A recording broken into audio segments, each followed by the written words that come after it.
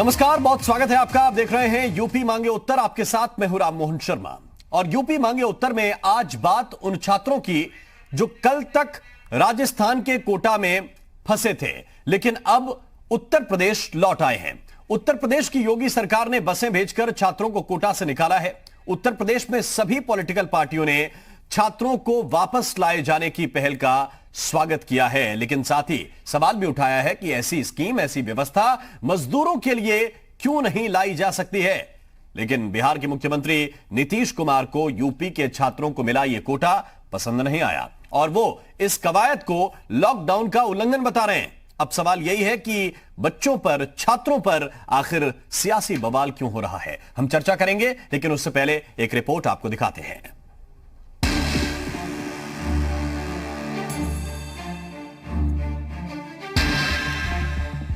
Lockdown के बीच देश की एजुकेशन सिटी कोटा से यूपी के हजारों छात्र अपने घर लौट रहे हैं।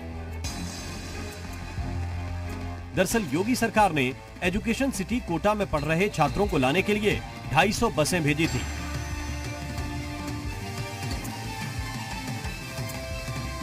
जिनके जरिए 7,500 छात्रों को लाया गया है।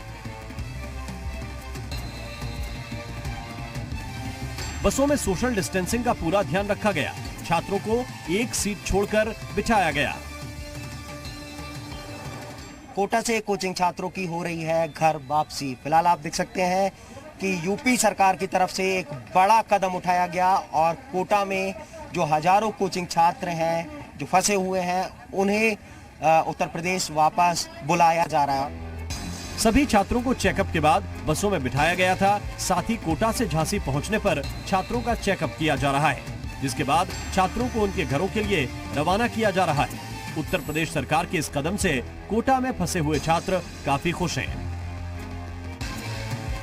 मेडिकल की तैयारी कर रहे थे। ये जब 3 मई को पेपर इसका होना था, ये नहीं हुआ, इसलिए कब क्या हो गया, टाइम पोस्टपोन हो गया, इससे दिक्कत आ गई और वहीं पे फंसे हुए हैं कब से, क्योंकि घर आने की वही सब कोशिश कर रहे थे।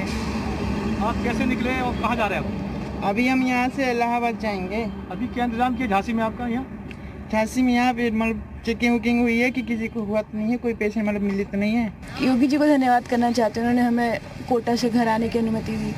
बहुत मुश्किल हो रही थी, कोटा में भी हमारे जगह में भी फैल गया था जी, तो उन्होंने हेल्प की तो अच्छा लगा। Thank you. लेकिन यूपी के छात्रों को इस लॉकडाउन के बीच वापस निकालने पर सियासत शुरू हो गई है। इस फैसले पर बिहार के मुख्यमंत्री ने भी सवाल उठाए हैं। नीतीश कुमार का कहना है कि ऐसा करना लॉकडाउन का उल्लंघन है। समाजवादी पार्टी अध्यक्ष अखिलेश यादव भी इस सियासत में उतर गए हैं और उन्होंने भी ट्वीट कर कहा है कि राजस्थान के कोटा में फंसे उत्तर प्रदेश के विद्यार्थियों को वापस लाने की योजना का स्वागत है, लेकिन ये सवाल भी है कि अन्य राज्यों में भुखमरी के शिकार हो रहे अति निम्न आय वर्ग के गरीबों को वापस लाने की क्या योजना है। कांग्रेस भी योगी सरकार के फैसले पर सवाल उठा रही है और उनका कहना है कि ऐसे इंतजाम मजदूरों के लिए क्यों नहीं किए जा रहे। जो मजदूर फंसे हैं, जो दिहाड़ी मजदूर फंसे हैं जगह जगह पर, दिल्ली में भी फंसे हैं, उत्तर प्रदेश के बॉर्डर पर फंसे हैं, उनको भी यहाँ से निकालने की व्यवस्था की जानी चाहिए। अकेले कोटा में फंसे बच्चों पर ही लागू ना हो। योगी सरकार के इस फैसले से कांग्रेस को बिहार की नीतीश सरकार पर हमले का मौका मिल गया है। कांग्रेस नेता मनीष तिवारी ने पूछा है कि बिहार ने भी अपने छात्रों के लिए ऐसे इंतजाम क्यों नहीं किए हैं। ब्यूरो रिपोर्ट, जी मीडिया।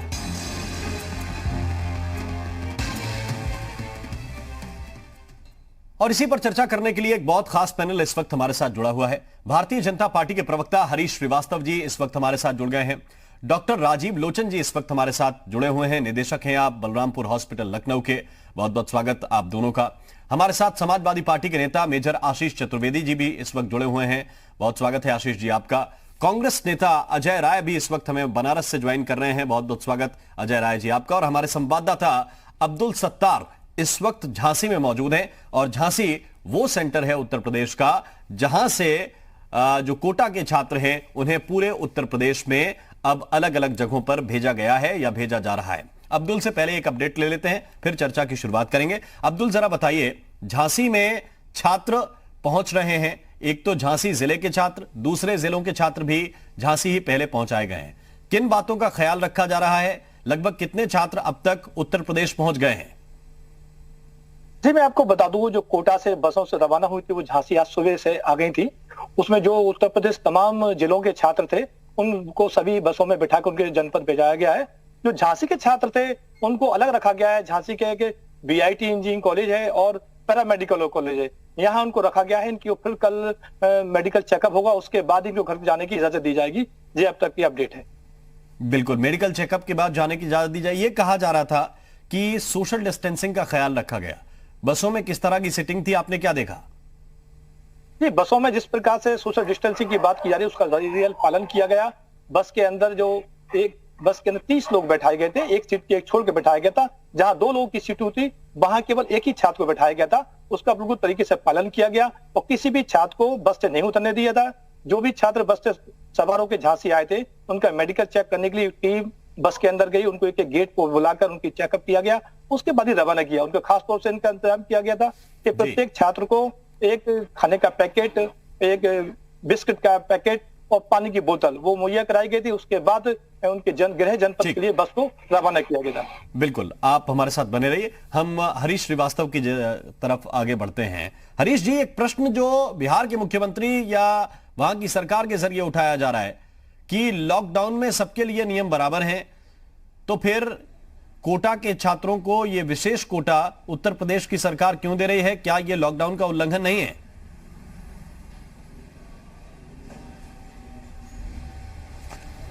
देखिए, मैं नीतीश जी की बात पे कोई टिप्पणी नहीं करना चाहता, परंतु इस बात को जो बच्चों की जो भावना है, बच्चों की जो के प्रति जो माननीय मुख्यमंत्री जी की जो संवेदनशीलता आदरणीय योगी आदित्यनाथ जी को, उस दृष्टि से देखा जाना चाहिए। जो मेरी जानकारी है, राजस्थान के मुख्यमंत्री श्री अशोक गहलोत जी ने सभी जो जहां जिन जिन प्रदेशों के छात्र वहां रह रहे हैं उनके माननीय मुख्यमंत्रियों से उन्होंने बात किया था और सबसे ये कहा था कि बच्चे इतने डिस्प्रेशन में हैं कि उस सुसाइडल टेंडेंसी की तरफ जा रहे हैं। तो उसको देखते हुए माननीय मुख्यमंत्री जी ने ये तात्कालिक व्यवस्था सुनिश्चित की है। और ये कई बार ये बात सही है कि लॉकडाउन है और लॉकडाउन में सोशल डिस्टेंसिंग को फॉलो करते हुए इन बच्चों को लाने का निर्णय एक अभिनंदनीय निर्णय मैं तो कहूँगा कि माननीय मुख्यमंत्री जी ने लिया। तो कई बार नियम कानून से अलग हट करके जो तात्कालिक आवश्यकता होती है, जो मानवीय संवेदना होती है, उसके आधार पर सरकार निर्णय लेती है और उसी का माननीय मुख्यमंत्री जी ने उसी आधार पर निर्णय लिया। मैं आपको एक चीज़ और याद दिलाना चाहूँगा कि जब दिल्ली की सरकार ने लाखों मजदूरों को ला करके गाजियाबाद बॉर्डर पे छोड़ दिया था, उस समय भी माननीय मुख्यमंत्री जी ने उसी संवेदनशीलता के साथ उन सब को बसें लगा करके अपने अपने उनके जनपदों में ले जाके क्वारंटाइन कराया और 14 दिन के बाद 1 लाख से ज़्यादा मजदूरों को उनके गांव में उनके घरों पे भेजने की व्यवस्था की, उनकी मेडिकल चेकअप कराया, उनके भोजन की व्यवस्था की आश्रय स्थलों पर, और जाते समय भी उनके लिए भोजन का प्रबंध और उसके साथ साथ अनाज और ये वस्तुओं का भी प्रबंध माननीय मुख्यमंत्री जी ने किया है। देखिए, कई बार होता है कि आप ये कह रहे हैं कि भावनाओं के आधार पर, छात्रों से जुड़ी संवेदनाओं के आधार पर ये फैसला लिया है और ये एक अच्छा कदम है। अजय राय जी, आपको भी लगता है कि ये एक बेहतर कदम है उत्तर प्रदेश सरकार का? छात्र किसी के भी बच्चे हों, उन्हें वापस लाया जाना चाहिए, क्योंकि इस अवस्था में छात्र नहीं हैं कि उन्हें ज्यादा दिन ऐसी परिस्थिति में रोका जाए, जबकि कई सारी दिक्कतें एक साथ सामने हैं। ये लॉकडाउन का उल्लंघन है। आपको जो बिहार की सरकार कह रही है वो ठीक लगता है, या यूपी सरकार ने जो कदम उठाया वो बेहतर लगता है? देखिए, मानवीय जो दृष्टिकोण है वो सबसे बड़ा होता है और मानवीय दृष्टिकोण के हिसाब से आदरणीय मुख्यमंत्री जी ने जो निर्णय लिया उसका हम सब लोग स्वागत करते हैं। और निश्चित तौर से बच्चों को वहाँ से लाना और उनको अपने घर पर पहुँचाना, मानव दृष्टिकोण से इन्होंने अच्छा कार्य किया। नीतीश कुमार जी बिहार के बच्चे जो जहाँ फंसे हैं, जहाँ उनको वो रुके हैं, उनको लाना चाहिए, उनको प्रयास करना चाहिए कि वो भी अपने घर आ सकें। एक दूसरे के ऊपर आरोप प्रत्यारोप करने का समय नहीं है, लोगों की मदद करने का समय है, लोगों की जान बचाने का समय है। और वो परेशान ना हो। ये समय पूरी तरीके से सरकार को युद्ध स्तर पे काम करने के समय, एक दूसरे पर आरोप प्रत्यारोप करने का ये समय नहीं है जी। मैं जहाँ तक मैं समझ सकता हूँ, और इसमें निश्चित तौर से सरकार को आगे बढ़ के कार्य करना चाहिए। इसमें सरकार को आगे बढ़ के काम करना चाहिए। मेजर आशीष चतुर्वेदी, अखिलेश यादव भी कह रहे हैं कि स्वागत योग्य पहल है।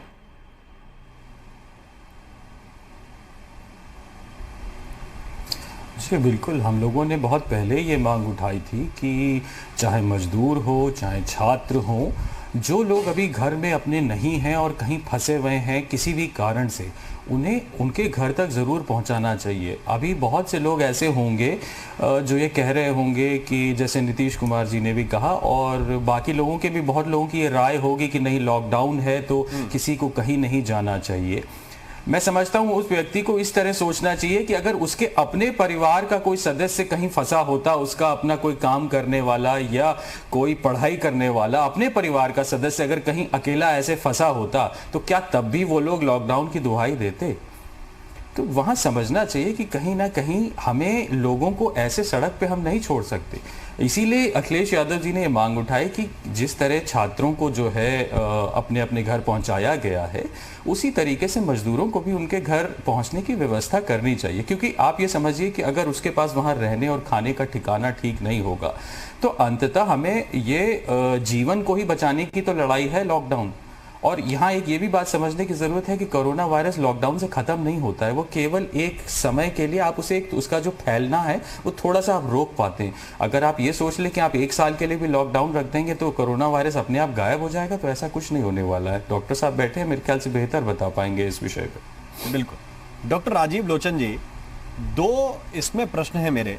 एक तो ये ज़रा मुझे बताइए संवेदनाओं से परे डॉक्टर राजीव लोचन जी, कि क्या मेडिकल दृष्टिकोण से ऐसे वक्त में तकरीबन 7,500 बच्चों को वापस उत्तर प्रदेश में अलग अलग जगहों पर लाया जाना ये ठीक है?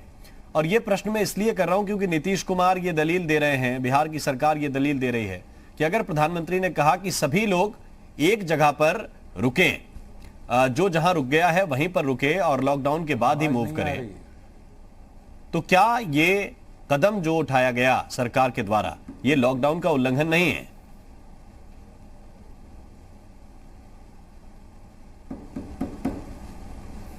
डॉक्टर राजीव लोचन, आप सुन पा रहे हैं हमें?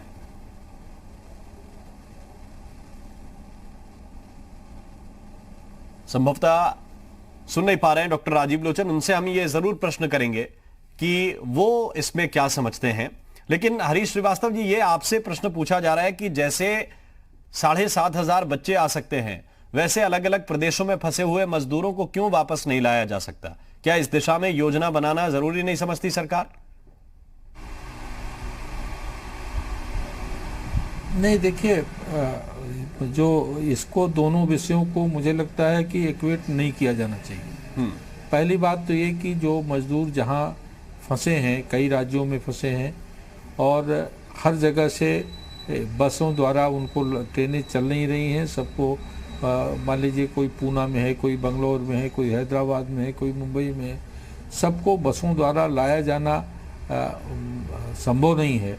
और दूसरी बात ये है कि ज़्यादातर मजदूर अपने परिवारों के साथ बाहर रह रहे हैं। कुछ ऐसे भी मजदूर वर्ग के लोग हैं कि जो अकेले रह रहे हैं। मैं सरकार की संवेदना पूरी तरह उनके साथ भी है। सरकार उन मजदूरों के साथ भी उतनी ही मजबूती के साथ खड़ी है। और आप ये देखिए कि माननीय मुख्यमंत्री जी ने जब दिल्ली की से ये मजदूर पलायन किए थे, उनकी व्यवस्था तो की ही थी, लेकिन उसी दिन उन्होंने सारे माननीय मुख्यमंत्रियों से बात किया था और ये कहा था कि हमारे प्रदेश के जो नागरिक आपके यहाँ जो हैं, जो काम कर रहे हैं, उनको आप वहाँ रखिए, जो भी सम्मानजनक ढंग से उनके भोजन और बाकी व्यवस्थाएं करिए, जो भी खर्चा होगा उत्तर प्रदेश की सरकार उसका पूरा वहन करेगी।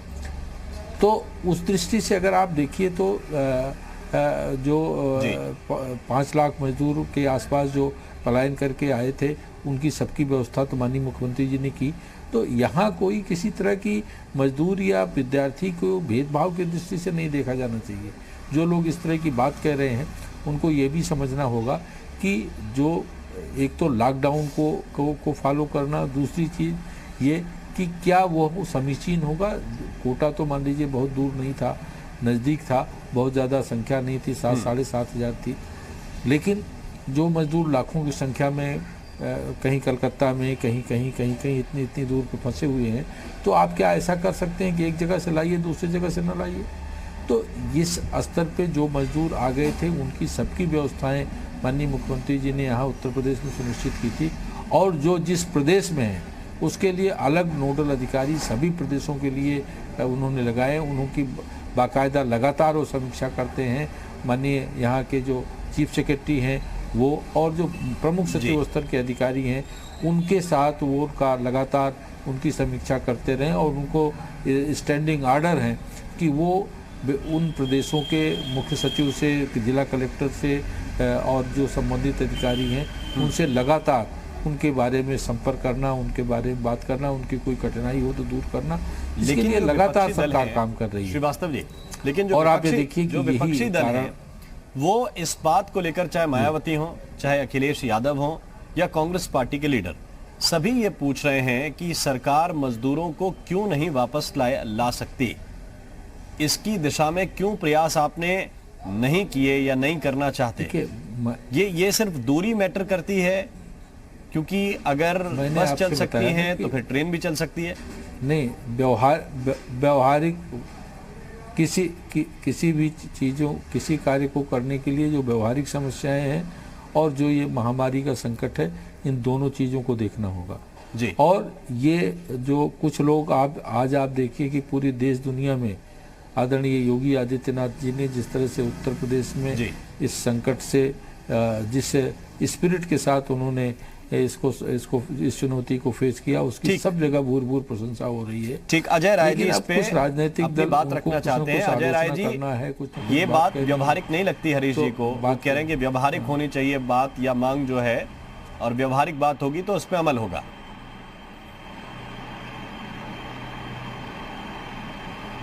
नहीं, देखिए, व्यवहारिक, बिल्कुल ये भी व्यवहारिक बात है कि अगर बच्चों की संख्या मान लीजिए कम थी, आप उनको ले आए और उसमें वहाँ की सरकार, आदरणीय अशोक गहलोत जी की सरकार ने पूरा सहयोग किया, आदरणीय योगी आदित्यनाथ जी की सरकार को यूपी। तो जहाँ पर भी हमारे यूपी के मजदूर, और जहाँ तक मेरी जानकारी है कि देश में 2-3 जगह है जहाँ पर हमारे यूपी के ज़्यादातर मजदूर फंसे हुए हैं। एक है महाराष्ट्र में मुंबई, दूसरा गुजरात में सूरत और अहमदाबाद। ये 2-3 जगह हैं जहाँ ज़्यादा लोग फंसे हैं, उनको ज़रूर लाने की व्यवस्था करनी चाहिए। और जहाँ तक मैं जान पाया हूँ कि लाने की बात तो छोड़ दिए, एक हेल्पलाइन नंबर तक भी उनके लिए जारी नहीं किया गया है कि किसी हेल्पलाइन पर वो अपनी बात कर प्रदेश सरकार या उनके प्रतिनिधि से अपना सहयोग मिल सके उनको, या कोई उनको सहयोग वहाँ पे किया जा सके। निश्चित तौर से उनको भी लाने नोडल अधिकारी पहले दिन तैनात कर दिए थे। और नहीं, नोडल अधिकारी तैनात कर दिए थे, अधिकारी तो यहाँ बनारस में तैनात कर दिए गए हैं। कोई भी उस पर अपनी तकलीफ दर्ज करा सकता है, कोई भी अपनी तकलीफ के बारे में वहाँ कह सकता है। 112 है, उस पर भी कोई अपनी तकलीफ दर्ज करा सकता नहीं। कंप्लायंस कराया जा रहा है, लगातार उसका कंप्लायंस कराया जा रहा है। लोग इसको आप उस पर करके तो आप उस पर करके तो देखिए, आप कोई उस पर शिकायत दर्ज करा के तो देखिए, या कोई भी आपका परिचित कहीं फंसा हो, उसको कहीं कोई प्रॉब्लम आ रही हो, और ये जो दोनों लाइन नंबर हैं उन पे वो महाराष्ट्र में और अगर उसको गुजरात में मदद न पहुंचे तो आप उसकी शिकायत कर सकते हैं। गुजरात में आप अपनी बात बोल रहे थे, मैं चुपचाप सुन रहा था, मेरी बात सुन लीजिए फिर जवाब दे दीजिए। वो पूरी तरीके से जो महाराष्ट्र में हैं उनको वहाँ फ्लैश होना चाहिए, गुजरात में जो लोग हैं वहाँ फ्लैश होना चाहिए कि उनकी वो मदद हो सके। और जहाँ तक मैं जान पाया हूँ कि कुछ दिन पहले, अभी 2-3 दिन पहले ही गुजरात के कुछ लोग बनारस में फंसे थे, उत्तराखंड में फंसे थे, और काफ़ी बसों से, करीब उसमें भी 400-450 बसों के द्वारा उनको गुजरात भेजा गया, और मजदूर क्लास के गरीब तबके के लोग थे। तो क्या उत्तर प्रदेश से जब गुजरात वो मजदूर जा सकते हैं, तो हमारे जो भाई बंधु जो महाराष्ट्र में हैं, जो गुजरात में हैं, उनको क्या लाने की कोई सुविधा नहीं मिल सकती, या उनको बस से नहीं लाया जा सकता? ये मेरा एक सवाल है। और पूरी तरीके से उनका सहयोग करना चाहिए, क्योंकि वो ज़्यादातर खासकर ये जो पूर्वांचल का बेल्ट है, इधर के लोग, हमारी कॉन्स्टिट्यूंसी जो विधानसभा जहाँ मेरी पिंडरा रही है, वहाँ के हजारों हजार लोग और परिवार के साथ नहीं हैं, वो अकेले हैं। ज़्यादातर के परिवार तो यहाँ गांव में रहते हैं, वो वहाँ पैसा कमाते थे और कमा के अपने घर को भेजते थे। उनके बच्चे, उनकी बीवी यहाँ घर में गांव में रहते हैं, अकेले रहते हैं। एक एक कमरे में 12-12, 10-10 लोग बंद हैं एक एक कमरे में। मेरी हम लोगों की बात हो रही है, हम लोग भी जो सहयोग हो सकता है करा रहे हैं, उस पर जरूर मानवीय दृष्टिकोण से मेरा आग्रह है प्रदेश सरकार से कि उस पर भी ध्यान दें और उनको अपने घर में, अपने गृह गाँव में बुलाएं। मेरा आग्रह। डॉक्टर राजीव लोचन हमारे साथ जुड़ गए हैं। राजीव लोचन जी, मेरा प्रश्न सिर्फ आपसे यह है कि एक मेडिकल एक्सपर्ट के तौर पर क्या आप इस पहल को देखते हैं किस तरीके से? भावनाएं एक तरफ हैं और इस वक्त खतरा दूसरी तरफ, आप इसको कैसे देखते हैं? क्या छात्रों को उत्तर प्रदेश लाया जाना ये मेडिकल के हिसाब से, या डॉक्टर अगर एक सलाह दे तो क्या सलाह देगा? देखिए, जो बच्चे वहाँ से लाए जा रहे हैं उनका पूरा पहले चेक हो रहा है कि किसी को कोई बुखार तो नहीं है, थर्मल स्कैनिंग हो रही है। उसके बाद सोशल डिस्टेंसिंग का पूरा अनुपालन करते हुए उनको यहाँ लाया जा रहा है और यहाँ आते ही उनका कोरोना का टेस्ट किया जा रहा है। अगर वो पॉजिटिव पाया जाता है तो उसको क्वारंटाइन में रखा जाता है और अगर नेगेटिव पाया जाता है तो भी उसको घर भेज करके उसका फ़ोन नंबर जो है रखा गया है, उससे उनकी ट्रैकिंग हो रही है और देखा जाएगा कि वो क्वारंटाइन का पालन कर रहे हैं कि नहीं कर रहे हैं। तो यदि हम इस तरह से पूरा कंट्रोल में सारे नियमों का पालन करते हुए कि किसी तरह से भी जो इन्फेक्शन है वो उन्हें ना लगे या उनको है तो किसी और को ना लगे, ऐसा करते हुए अगर हम इस कार्य को कर रहे हैं तो ये बहुत ही सराहनीय कार्य है, क्योंकि बच्चे बहुत दिन से अपने परिवार से दूर थे। सोशल स्ट्रेस जो होता है वो भी बहुत बड़ी चीज़ होता है, कई लोग इसमें सुसाइड कर लेते हैं। तो ऐसी चीज़ों को बचाने के लिए अगर ये काम किया गया है तो बहुत ही अच्छा कार्य किया गया है, बहुत ही व्यवस्था से किया गया है। अब ये अलग बात है, मैं अभी सुन रहा था कि और लोगों के लिए करना चाहिए कि नहीं करना चाहिए, ये तो शासन का निर्णय है, सब लोग निर्णय लेंगे। मगर जहाँ तक इन बच्चों को लाने की बात है, मेडिकली ये एक बहुत अच्छा काम है, बड़ी सुशासित रूप से किया गया है। इससे किसी तरह की कोई भी दिक्कत किसी को भी नहीं होने वाली है। डॉक्टर राजीव लोचन जी, शासन को निर्णय जरूर करना है, मुख्यमंत्री जी को निर्णय करना है, लेकिन सलाह आप ही लोगों से ली जाएगी ऐसे वक्त में, और आप जैसे जो एक्सपर्ट्स हैं वही बताएंगे कि क्या मजदूरों को ऐसे वक्त में लाना ठीक रहेगा, क्योंकि उनकी संख्या भी ज्यादा है और उनका कोई एक ठोस डेटा सरकार के पास है कि नहीं है ये कहना भी मुश्किल है। बिल्कुल सही कहा आपने कि एक इस तरह का जो ग्रुप है, जो हर एक का नाम मालूम है, एड्रेस मालूम है, सब कुछ मालूम है, उनके परिवार में लोग भी जिम्मेदार हैं, उनको हम ट्रेस कर सकते हैं और उनको हम मैप कर सकते हैं। ऐसे लोगों को लाना एक कंट्रोल वे में बहुत आसान है बनिस्बत इसके कि जो लोग कम पढ़े लिखे हैं, जो गाँव में दूर रहते हैं, जिनके बारे में हमें ज़्यादा मालूम नहीं है और उनकी बीमारियों को ट्रैक रखना भी थोड़ा मुश्किल है। ये डेफिनेटली एक इससे 10 गुना कठिन कार्य सिद्ध होने वाला है। इसके बारे में हमें विचार हर तरह से करना पड़ेगा, तभी इसके बारे में हम सोच पाएंगे कि फायदा है या नुकसान है। ठीक है, आप सभी मेहमान हमारे साथ बने रहिए। जरूर संकेत दिया गया है कि वहां पे शर्तों के साथ वहां पे दिया जाएगा, शर्तों के साथ वहां पे कुछ सहूलत दी जाएगी, लेकिन अभी ये चीजें आनी बाकी है माननीय प्रधानमंत्री महोदय के द्वारा। तब तक मुझे लगता है कि हम सभी को उनके द्वारा जो निर्देश दिए गए हैं या उन्होंने जो आग्रह किया है मुल्क के आवाम से, हम सभी का ये परम कर्तव्य बन जाता है, फर्ज बन जाता है कि उसको अक्षरशः हम लोग पालन करें। अक्षरशः पालन होना चाहिए। मेजर आशीष जी, आपको क्या लगता है? क्योंकि अंजुम आरा जी कह रहे हैं कि प्रधानमंत्री जी का जो निवेदन है जनता से कम उनकी अपील का सम्मान होना चाहिए।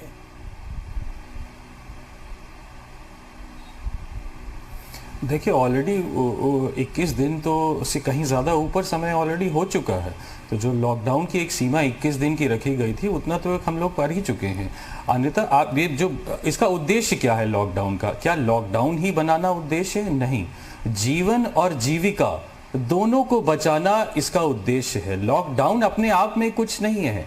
लॉकडाउन किस पर्पस के लिए किया जा रहा है? लोगों के लिए किया जा रहा है ना। तो जब वही लोग सुरक्षित नहीं है तो लॉकडाउन किस बात का? अब यहाँ ये समझने वाली बात है कि जैसे अभी अजय राय जी कह रहे थे कि जो बहुत सारे मजदूर हैं वो बहुत सारे लोग एक एक छोटे छोटे कमरे में, हम समझ सकते हैं कि ज्यादातर लोग बाहर कमाई करने गए हैं और अपने परिवारजनों का पेट पालते हैं, वहां रह के एक कमरे में कई लोग रहते हैं। तो अगर आप कोरोना की दृष्टि से उसे देखें तो क्या वो सही है कि एक इतने सारे लोग एक जगह जमा हैं? जैसा अभी बताया गया कि एक फेज्ड मैनर में हम 2-3 जगह अगर हम आइडेंटिफाई कर लें, मुंबई में सबसे ज़्यादा और गुजरात में ही सबसे ज़्यादा अभी जो है मूलतः देखा जाए तो वहीं पे लोग हैं। तो इनको फेज्ड मैनर में जिस तरीके से स्टूडेंट्स को लाया गया है उसी तरीके से इनको भी लाया जा सकता है, ऐसी कोई बहुत बड़ी चीज़ नहीं है। आवश्यकता यहाँ जो मेन मुद्दा अगर यह है कि देखिए हमें कोरोना से आगे बढ़ना है और कोरोना इतनी जल्दी अभी खत्म होने वाला नहीं है। ये मान के चलिए कि ये 6-8 महीने साल भर अभी यहाँ लगेगा इसको, तो क्या साल भर तक सबको लॉकडाउन में रख पाएंगे? ये संभव नहीं है। हमें इसके साथ जीना, हमें इसके साथ जीविका को ढालने की आदत अब डालनी पड़ेगी आने वाले समय में। अगर कोई ये सोच रहा है कि 3 मई को अचानक जो है सब कुछ खुल जाएगा और सब कुछ सही हो जाएगा या उसके 1-2 महीने में से हो जाएगा, तो ऐसा कुछ भी नहीं होने वाला है। कोरोना का अभी भी कोई इलाज नहीं है, उसे हम कंटेन कर सकते हैं सिर्फ अभी। हाँ, ये है कि हाँ, जितनी हम किट्स, एक बहुत एक दिलचस्प बात अभी सामने आई है कि अभी तक हिंदुस्तान में केवल 3 लाख कुछ टेस्ट हुए हैं, जो हमारी जो टेस्टिंग किट्स हैं, और जबकि हमारे देश की आबादी है 133 करोड़। तो जैसे जैसे किट्स ज़्यादा आएंगी, सरकार को ज़रूरत है कि किट्स प्रायोरिटी पे सबसे पहले मंगाई जाएं, क्योंकि जब तक हम लोग चाहे घर में बैठे हों चाहे कहीं और हों, जब तक आप उनको टेस्ट नहीं करेंगे, उसका टेस्ट नहीं होगा तो पता ही नहीं चलेगा कि वो कोरोना पॉजिटिव है या नहीं है। जब पता चलेगा तभी आप उसको एक अलग कर पाएंगे। और एक और नई चीज़ जो पता चली है कि जो कोरोना वायरस है उसका बिहेवियर पैटर्न जो है वो बदल रहा है। पहले ये होता था कि जिनको कॉफिंग, स्नीजिंग यानी खांसी, जुकाम, इस तरीके के सिम्टम मिलते थे, उन्हीं में आमतौर पे पॉजिटिव पाया जाता था। अब ये होने लगा है कि इंसान जो है उसके ऐसे कोई भी सिम्टम नहीं होते हैं और जब टेस्ट किया जाता है तो वो पॉजिटिव निकल आता है।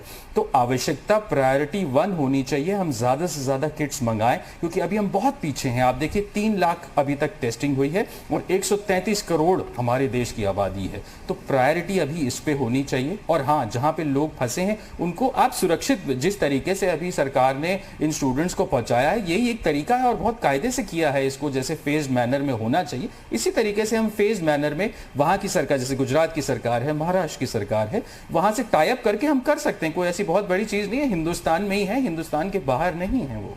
बिल्कुल। और अभी 20 तारीख के बाद ये भी कहा जा रहा है कि कई उद्योगों को सशर्त चलाने की इजाजत होगी। कई कंपनियां ऐसी हैं जिन्हें आप चलाने के लिए उनमें या तो 33% वर्कर्स या 50% जो वर्कर्स हैं उनको अलाउ करने की सरकार जा रही है, लेकिन उसमें नियम और शर्तें बहुत सख्त होंगी। ये भी प्रधानमंत्री ने अपने जब लॉकडाउन 2 उन्होंने ऐलान किया तब कहा था। हरीश जी, क्या आपको लगता है कि अभी 2-3 दिन और वेट नहीं किया जा सकता था? अब तो हो ही गया है, क्योंकि प्रधानमंत्री ने कहा कि 20 के बाद रियायतें शुरू होंगी, उससे पहले ही आपने रियायत अपने लिए ले ली। नहीं, जैसा कि आप राम मोहन जी देखिए कि जैसा कि मेरी जानकारी में आया कि वहाँ के राजस्थान के आदरणीय मुख्यमंत्री अशोक गहलोत जी ने जो फ़ोन किया माननीय मुख्यमंत्री लोगों को, और केवल उत्तर प्रदेश में नहीं सभी प्रदेशों में उन्होंने किया था जहाँ जहाँ के बच्चे वहाँ हैं, और उन्होंने ये बात कही थी कि बच्चों में डेस्परेशन बढ़ रहा है और वो सोसाइटल टेंडेंसी की तरफ बढ़ रहा है। तो ऐसे में ये निर्णय लिया जाना मुझे लगता है कि बहुत संवेदनशीलता का विषय था, और उसको लेकर के माननीय मुख्यमंत्री जी ने ये निर्णय लिया होगा। और ये बात सही है कि 20 तारीख के बाद तमाम सारी चीज़ों में रिलैक्सेशन दिया जा रहा है, और जो भी उत्तर प्रदेश का नागरिक, कहीं वो मजदूर हो या कर्मचारी हो या किसी अन्य पेशे में हो, जो जहाँ फंसा है उसको लेकर के माननीय मुख्यमंत्री जी की संवेदनशीलता उतनी ही है। अजय राय जी ठीक कह रहे थे कि भाई कई जगह पे मजदूरों के सामने परेशानियां भी हैं, एक छोटे से कमरे में कई लोग रहते हैं, वो भी बात स्वाभाविक है, समस्याएं होंगी, निश्चित रूप से समस्याएं होंगी। लेकिन ये समस्याएं के पीछे जो लॉकडाउन का उद्देश्य सभी को पता है कि भाई वो संक्रमण जिस तरह से, चूँकि मजदूर वर्ग के लोगों का बहुत सारे लोगों से मिलना जुलना रहता है, तो कहीं वो ट्रांसमिशन वायरस का ना हो, इस दृष्टि से मुझे लगता है ये निर्णय लिया गया होगा। और दूसरी बात ये भी है कि जैसा कि अजय राय जी कह रहे थे कि 2-3 स्टेटों में, 2-3 शहरों में ज़्यादा नहीं। आप आज उत्तर प्रदेश के जो लोग हैं, वो चाहे कलकत्ता हो, पश्चिम बंगाल के जो शहर हैं, या आप हैदराबाद ले लीजिए। मैंने तो कन्याकुमारी तक में, वहाँ तक में देखा था कि उत्तर प्रदेश के लोगों को काम करते हुए।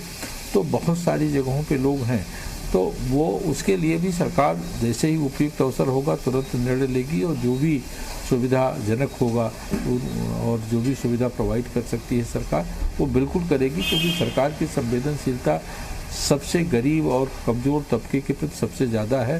सर्वाधिक रूप से सरकार का कंसंट्रेशन उन लोगों के प्रति है जिनको साधन, जिनके पास साधन की दिक्कत है, जिनके पास पैसे की दिक्कत है। उन लोगों तक साधन और पैसा कैसे मुहैया हो, ये माननीय योगी जी की सरकार की प्राथमिकता है। और उसको लेकर के जो कार्य सरकार कर रही है वो सभी के सामने है। आप लोग भी उसको देख रहे हैं, चाहे अपने हमारे कांग्रेस के मित्र हैं, चाहे समाजवादी पार्टी के मित्र हैं, सभी लोगों के सामने हैं। अब यह है कि भाई कई बार कुछ लोग उसको उस दृष्टि से, आलोचना की दृष्टि से भी कुछ बातें कहते हैं, तो वो उनका विषय होगा। यदि सभी लोगों की बातें सकारात्मक ही हैं, लेकिन कई बार जो लोग उस पर टीका टिप्पणी करते हैं, तो उस टीका टिप्पणी को लेकर के जिस तरह से सरकार काम कर रही है, वो सबके प्रति कोई ऐसा व्यक्ति नहीं कह सकता कि जिसके प्रति कहीं संवेदनशीलता में कोई कमी आप कह रहे हैं कि हर वर्ग के प्रति संवेदनशीलता बढ़ती जा रही है। मजदूरों की दिशा में भी इस पर कितने जल्दी सोचा जाएगा ये देखेंगे। लेकिन अंजुम जी, सरकार का ये काम है कि लोगों तक सुविधा पहुंचाए, और लोगों तक सुविधा पहुंचाए जिसमें नियम टूटे ना। तो अगर सोशल डिस्टेंसिंग का पालन करते हुए ऐसे छात्रों को जो कम से कम पिछले 21 दिन और अभी लॉकडाउन के 4 दिन उसमें और जोड़ दीजिए, उनमें किसी तरह के सिम्टम्स नहीं देखे गए, उन्हें उनका डाटा कलेक्ट करते हुए उन्हें उनके घरों तक पहुंचाया जा रहा है। ऐसी परिस्थिति में जब कहा जा रहा है कि छात्र डिप्रेशन में ना चले जाएं, उम्र बहुत ज्यादा नहीं है उनकी, तब इस कदम की आलोचना आपको लगता है कि जायज है? देखिए, आलोचना इसको अगर हमारे माननीय मुख्यमंत्री जी ने जो कहा या हम लोग जो कह रहे हैं, वो किसी की आलोचना नहीं है। कहाँ के मुख्यमंत्री, कौन चीफ मिनिस्टर क्या एक्शन ले रहे हैं उसके प्रति हमारी कोई अकाउंटेबिलिटी नहीं है। हम कंसर्न बस इतना से हैं कि माननीय प्रधानमंत्री महोदय ने जो निवेदन किया है, जो अपील किया है, और उन्होंने स्पष्ट संकेत दिया, अपना लास्ट संबोधन जो हुआ था उसमें उन्होंने स्पष्ट संकेत दिया था कि 20 तारीख से रियायतें सशर्त वो दी जाएंगी। तो मुझे मतलब हम लोगों को ये लगता है, बिहार को ये लगता है, हमारे नेता को ये लगता है कि हम 20 तारीख तक इंतजार कर ले। और रही बात जो कोटा में या देश में जहां विभिन्न राज्यों में बिहार के लोग जो फंसे हुए हैं, चाहे वो हमारे कामगार लोग हो या छात्र हो, सभी लोगों के लिए राहत केंद्र प्रॉपर वे में एस्टैब्लिश किया गया है। वहां हमारा बिहार निवास है कि हर जगह पे एडमिनिस्ट्रेशन से हमारी सरकार बात कर रही है, टोल फ्री नंबर है, जो भी दिक्कतें हो रही उनके पेरेंट्स यहाँ पे हमारी सरकार के निरंतर संपर्क में है। हम लोग सारी चीजों को बिल्कुल संवेदनशीलता के साथ और सतर्कता के साथ फॉलो अप कर रहे हैं। सिर्फ 20 तारीख को जो है कि सशर्त रिलीफ दिया जाएगा, तो हम लोगों को लगता है कि वो तब तक हम लोग देख लें। और अगर वैसी कोई भी दिक्कत कहीं भी देश के किसी भी राज्य में बिहार के लोगों को अगर दिक्कत हो रही है, तो वो हमारा टोल फ्री नंबर है, एक नहीं अनेकों नंबर है, उसमें वो जितनी दिक्कत की जा रही है उत्तर प्रदेश के छात्रों को कोटा में हो रही थी, उतनी ही दिक्कत बिहार वालों को भी हो रही होगी। लगभग एक ही जैसा मिजाज है यूपी और बिहार के व्यक्तियों का या छात्रों का, एक ही तरह के सोचते हैं, एक ही तरह से खाते पीते हैं, तो वही दिक्कत बराबर हो रही होगी। अब आप ये कह रहे हैं कि वहां दिक्कत हो रही है तो बिहार सरकार है, आप लोगों ने कदम उठाए या प्रयास किया? क्योंकि ये इजाजत भी लॉकडाउन में छात्रों को लाने की एक दूसरी सरकार ने दी है, यानी 2 सरकारों में समन्वय बना तब जाकर छात्र आए। एक बात स्पष्ट तौर से मैं कहना चाहूंगी, being a citizen of India, हम लोग का ये परम कर्तव्य है और हम लोग को लगता है कि राष्ट्रभक्ति का इससे बड़ा कुछ भी नहीं ये हो सकता है कि जो माननीय प्रधानमंत्री जी ने अपील किया है, जो निवेदन किया है, जो निर्देश दिया है, उसको हमें पालन करना चाहिए। हाँ, दिक्कत तो होगी, लॉकडाउन में एक एक लोगों को, हिंदुस्तान के एक एक लोगों, विश्व के एक एक लोगों को परेशानियां हैं। वो एवरीडे जो हमारा रूटीन लाइफ होता था वो नहीं है, उस तरह से हमारा आज के डेट में मेंटल साइकोलॉजी भी किसी का नहीं है। इस बात को हमें समझना हो। कहीं भी दिक्कत अगर हो रही है तो मैं हमारी सरकार का टोल फ्री नंबर है, वहां पे एडमिनिस्ट्रेशन से हम बात करें। एक छोटा सा सवाल है अंजुम जी आपसे, मेजर आशीष, एक छोटा सा सवाल है अंजुम जी, क्या बिहार के लोग जो हैं, जी पूछिए, बिहार के जो लोग फंसे हुए हैं, जब तक लॉकडाउन नहीं खुलेगा क्या आपकी सरकार उन्हें वापस बुलाएगी या नहीं बुलाएगी? देखिए, फिर आप मेरी बात को नहीं आप फॉलो कर पाए, जो बार बार मैं इस बात को कह रही हूँ कि माननीय प्रधानमंत्री जी ने कहा कि 20 तारीख को वो पुनः, मैंने आपसे एक सिंपल सवाल किया था, आप उसे सिर्फ हाँ या ना में जवाब दे सकती हैं। पुनः सवाल करें। हेलो जी, सुन रहे हैं आप? मैंने सिर्फ ये सवाल किया था कि जब तक लॉकडाउन 3 तारीख तक खत्म नहीं हो रहा है, उससे पहले क्या बिहार सरकार जो बिहार के मजदूर या स्टूडेंट्स या काम करने वाले लोग जो देश में अलग अलग जगह फंसे, क्या उन्हें वापस लाने की कोई पहल करेगी या नहीं करेगी? देखिए, एक चीज मैं बहुत स्पष्ट तौर पे कहना चाहूंगी आपसे कि हमारी सरकार लॉकडाउन के सारे नियमों को पूरी प्रतिबद्धता के साथ हम पालन करेंगे। दूसरी बात है, आपने कहा कि जो लोग फंसे हुए हैं बिहार के बाहर, देश के विभिन्न हिस्सों में, विभिन्न जिलों में, उनके लिए हम लोगों ने 55 राहत केंद्र, प्रत्येक मतलब जितने भी स्टेट है वहां पे हमारे 55 राहत केंद्र हैं, वहां पे हमारा सिस्टम काम कर रहा है, राहत सामग्री दी है, वहां पे हम गवर्नमेंट के मतलब हमेशा कांटेक्ट में है, वहां के प्रशासन के हम संपर्क में है, संवेदनशीलता और सतर्कता के साथ वहां पे है। अगर किसी भी तरह की दिक्कत हो रही है तो वहां पे हम उसके निवारण के लिए है, लेकिन साथ ही साथ हमारी प्रतिबद्धता इस चीज में भी है कि जो हमारे माननीय प्रधानमंत्री महोदय ने लॉकडाउन के लिए जो अपील किया है, हमारी पूरी कोशिश है कि अपील को अक्षरशः हम पालन करें। ठीक है। अजय राय जी, ये भी बहुत दिलचस्प है कि जेडीयू प्रधानमंत्री की अपील और राष्ट्रवादी अगर प्रधानमंत्री की बात मानेंगे तो हम अपना राष्ट्रवादिता दिखा सकते हैं, ये जेडीयू कह रही है, जबकि बीजेपी की जो सरकार है उत्तर प्रदेश की, वो पीएम की बात नहीं सुन रही, ये कहीं मैसेज देने की कोशिश है। अजय राय साहब, आप देखिए, दोनों लोग एक दूसरे के पूरक हैं। ये वहाँ बीजेपी और जेडीयू सरकार मिलकर चला रही है बिहार में, तो ये मैं समझता हूँ कि इनको आपस में तय कर लेना चाहिए कि आपस क्या इनको आगे करना है। पर इतना जरूर है कि जो उत्तर प्रदेश की सरकार ने निर्णय लिया बच्चों को लाने का, निश्चित वो स्वागत योग्य है। और उसके साथ साथ जो हमारे मजदूर साथी, मजदूर भाई हमारे जो बाहर फंसे हैं, उनको लाने की व्यवस्था करें। और जैसा डॉक्टर साहब ने कहा कि जो बच्चे हैं वो जिम्मेदार हैं और जो मजदूर हैं वो गैर जिम्मेदार हैं, उनकी बात मैंने सुना। मजदूर भी उतने ही जिम्मेदार हैं जितने बच्चे हमारे जिम्मेदार हैं। और मैं समझता हूँ कि अगर मजदूर, आपको फिर बता देना चाहता हूँ कि अगर मजदूरों के साथ अच्छा व्यवहार नहीं किया, आने वाले समय में ये बहुत कठिनाई होगी। कोई कल कारखाना चल नहीं पाएगा, कोई मजदूर अब फिर वापस आएगा तो जाएगा नहीं। आप देखिएगा स्थिति, क्योंकि हम लोग उन लोगों से रोज़ बात कर रहे हैं, रोज़ उनके दुख को सुन रहे हैं, इतने घबराए हैं कि वो दोबारा, चाहे वो कुछ भी हो जाएगा उनके सामने, वो दोबारा काम करने बाहर नहीं जाएंगे। इसलिए निश्चित तौर से उनके विश्वास को जीतना चाहिए, उनकी संवेदनाओं को समझना चाहिए और उनको अपने परिवार में, उनके घर के लोगों से जरूर मिलाने का प्रयास करना चाहिए, मानवीय दृष्टिकोण से, जैसा आपने बच्चों के साथ। डॉक्टर राजीव लोचन जी इस पे बोलना चाहते हैं, बोलिए डॉक्टर साहब। हमारे भाइयों के साथ मैंने ये नहीं कहा कि मजदूर हमारे गैर जिम्मेदार हैं, दोनों चैलेंजेस अलग हैं। मैंने उस चैलेंज को एक्सप्लेन करने की कोशिश करी थी कि जो बच्चे हैं उनके साथ जो हमें ट्रीटमेंट करना है, उनको हमें जो कंट्रोल करना है, उसके चैलेंजेस अलग हैं। मजदूर के जो चैलेंजेस हैं, क्योंकि वो बहुत दूर दराज के इलाकों में रहते हैं, बहुत विस्तृत एरिया होता है, संख्या बहुत ज़्यादा होती है, उसका चैलेंज अलग है। तो दोनों चीज़ों की व्यवस्था बिल्कुल अलग तरह से करनी पड़ेगी। आज हमने एक व्यवस्था करी है, उसमें हम सफल हुए हैं, आगे प्लानिंग चल रही होंगी कि कैसे क्या करना है। हर काम पूरा कंट्रोल में रख के किया जाएगा तो उसमें श्रेय मिलेगा, और अगर कंट्रोल में रख के इसलिए कि इनका किया है इसलिए उनका भी कर दें और भले ही ठीक से ना कर पाएँ तो उसमें फिर अपयश मिलने वाला है। इसलिए अगर कोई भी काम करना है, कहीं से भी मजदूरों को लाना है, गरीबों को लाना है, जो फंसे हुए हैं उन्हें लाना है, जैसे विदेशों से भी लाए गए, तो उसको पूरी व्यवस्था से करना पड़ेगा। उसके चैलेंजेस को डिटेल में समझ के उसके हिसाब से स्ट्रेटजी बनानी पड़ेगी और तभी वो काम किया जा सकता है। बोल सकते हैं अजय राय साहब।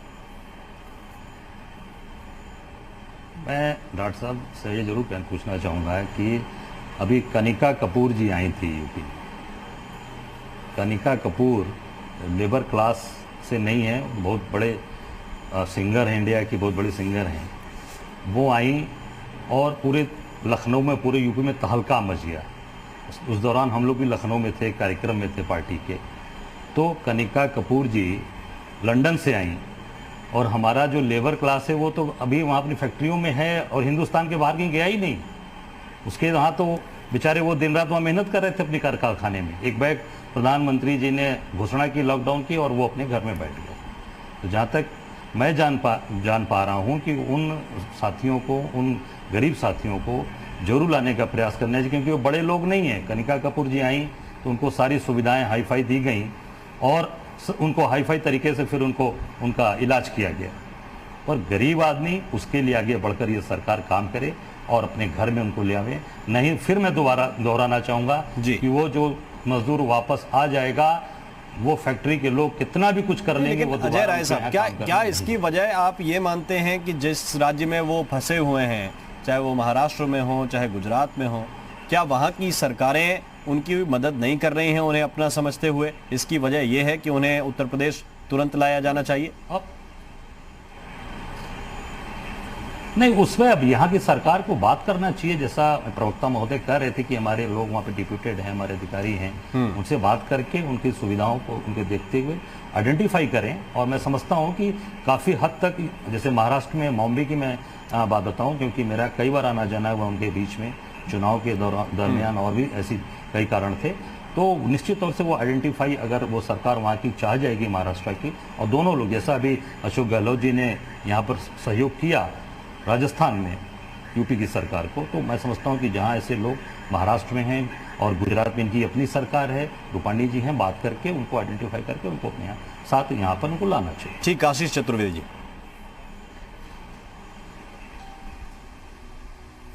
एक छोटी सी बात अभी मैं कहना चाहूँगा। अभी कहा गया कि जैसे नोडल अधिकारी जो हैं सब जगह हैं, नियुक्त हुए हैं, सब प्रदेशों के लिए अलग अलग हैं।